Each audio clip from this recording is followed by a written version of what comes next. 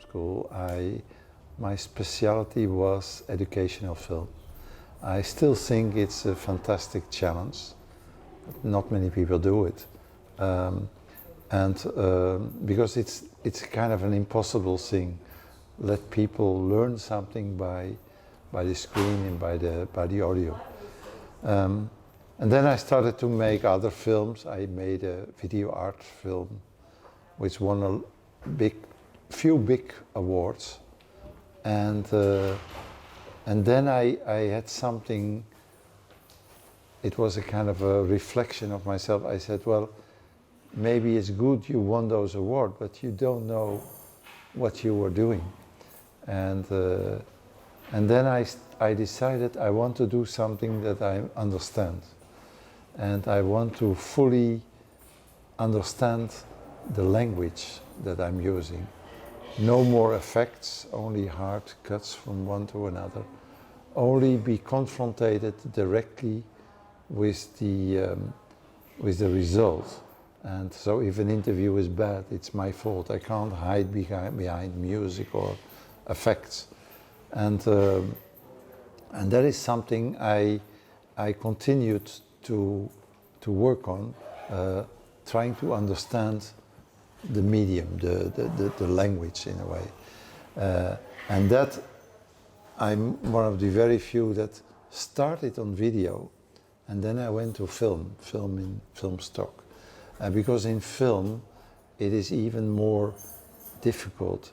You are confronted with your limits. It's more expensive. You should know exactly what you want, and you should explain your whole crew exactly what you want to do. So it's more severe in a way, and it helped me to be more severe with myself. And as I mentioned, I'm originally from Holland. It's a bit people say that we are very economic, but in a way it's true. I'm very economic with my images. I use very few images, and I like to stay a long time on an image. I don't like so much to film by kilo. I like to film very little, but very well composed and very good sound. So I would say it's very close to cooking. If you put a little bit too much salt, it's spoiled. And so it is find a real balance. And cooking is also something between you that make it, but others have to taste it. So I'm very much interested in the perception. How does it come through? How does it work? That's why I never just make a film. I always make a film with test screening. So I invite 4 people at home, show them the film halfway, and I look at their reaction if it's working. And it's very similar to when you tell a joke and you feel some people are not laughing, it doesn't work. And I told you about the dentist who is an expert when he is 65. This profession takes a lifetime to understand how it's exactly working. It's the perception of a film is something very much chemical in the head. It's chemical process. We don't know exactly how it works. People say always it's image and it's sound. This is not true. It is, of course, the basic is image and sound, but it creates something in our body, and that to understand how that processes work takes a lifetime. So that is a bit the reason I do documentaries, to understand this specific field. And the other thing is I like to be outside. I like to be in the field. I like to be in unfamiliar circumstances because there are more surprises in a way. So that is a bit my story of the choice of a documentary. What advice you give me, for me, like I'm a kind of amateur filmmaker, documentary, what advice you could give for me or other people? I think... I don't have a lot of resources. I can start telling you. I Yeah. have my camera, my microphones. I don't have a lot of resources. I have my car that can take me to places. I'm a different kind of filmmaker. No. A documentary. I understand. I don't have a crew. Maybe I have a friend or two that can help me, but I don't have a lot of money. Well, you know, it is all about, filmmaking is all about knowing what you can do and what you cannot do. If you do in camera, you should know what you can do and what you cannot do.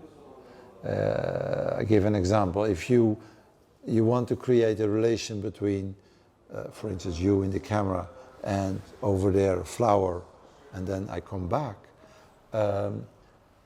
then your movement has to be smooth. If you cannot do it, then you should take 2 different shots, nearly the same result. But you shouldn't let me feel as a spectator that you are kind of struggling with your material. If you have not much equipment, you should know what can you get the maximum out of your equipment. But first of all, you have to choose, you have to try to find out what is your universe, what is the thing you want to tell. And it is not about what is in the camera, it's outside of the camera, outside of the topic, outside of what you see. Everybody has something to tell, and what I have to tell, I can do it, which I did in an oil rig, I can do it in New York, I can do it in Fayal. I have a kind of a universe which I like to bring. So if you have not much equipment, also this is good. I mean, it is not much different with my equipment. And you have good sound, you pay attention. Sound has nothing to do with money. It's only, you can make a tent here around me and have to create a perfect sound. Sound has to do with if your character, in this case is me, is willing to talk to the camera. So it is not, you have to know what you can do with and what you cannot do. And what you cannot do, you shouldn't do. But I think my advice would be to go into what I would call poetry. Poetry means small films, 5-minute films, and you make 3 or 4. You give them a title, you make a flyer, and you try to send it up so that people recognize you, recognize your style, your message, and so on. So that is what I would suggest.